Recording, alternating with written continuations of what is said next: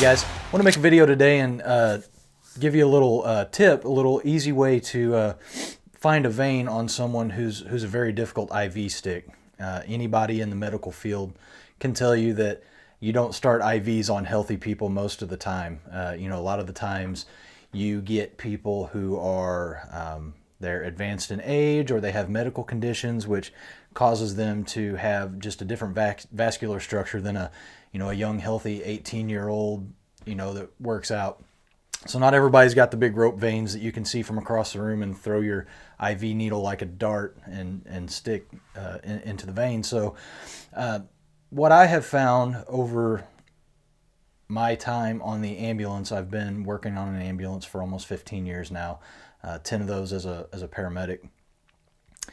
I have found that the easiest way to do this, you can get people with, I'm sorry, but they're obese, very large arms, and their veins are very deep. You can tie a tourniquet on and not feel a vein. You can't see anything. So my advice is to turn out the lights.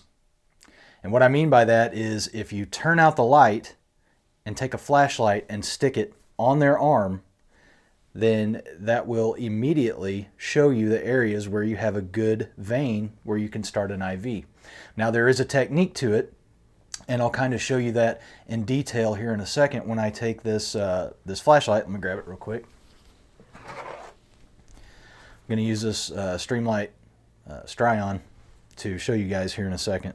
But basically what you do is turn out the lights, take the flashlight, turn it on, and stick it directly on the skin and just move it around, and then you'll be able to see the shadows of the veins in there. Now then, what you do is when you find a spot where you want to stick, you stick below the light, and then when you stick, you won't be able to see the chamber in your IV. So when you stick, then you will break the light off the skin just barely, and it will give you enough light to see your chamber. If you see a flash in the chamber, then you can advance. If not, put it back down and go a little bit deeper, go to the side, go wherever you need to go for your needle to find that vein. But I cannot tell you how many times I've actually had to start an IV like this. It's been really bad. We'll be in the back of the ambulance, and I won't be able to find anything that is a certain, that is a definite spot where there's going to be a good vein to stick. So I'll tell my partner, hey, turn off the light. So they'll shut the lights off in the back of the truck, and I'll pull my flashlight out and do that, and I'll just have my partner hold it while I'm looking, and then I stick and advance, and I'll have them break the light up just a little bit to give me a visual on my chamber to see if I got a flash. So anyways, I'm going to turn the lights off, and hopefully this camera will pick up what I'm trying to show you guys. So we're going to try that right now. All right, guys. So you see I got my arm here in front of the camera. Man, I'm really hoping this shows up. So I'm going to take it, as you see, just with the regular light, you don't really see any veins. And I have pretty decent veins, so it's not like I'm one of those difficult sticks, like people don't have a problem getting an IV on me.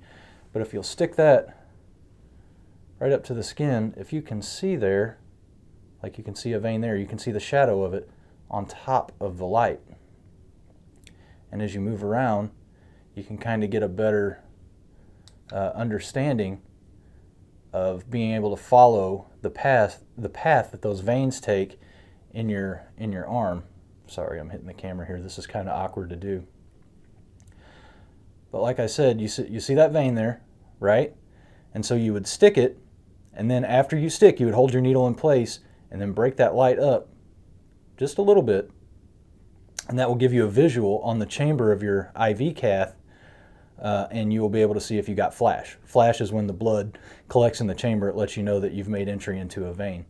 So that's the technique that I use when I have a very difficult IV start. And sometimes like hospitals and ambulance services that have a really good budget, they have like those vein finders, and they kind of work on the same principle.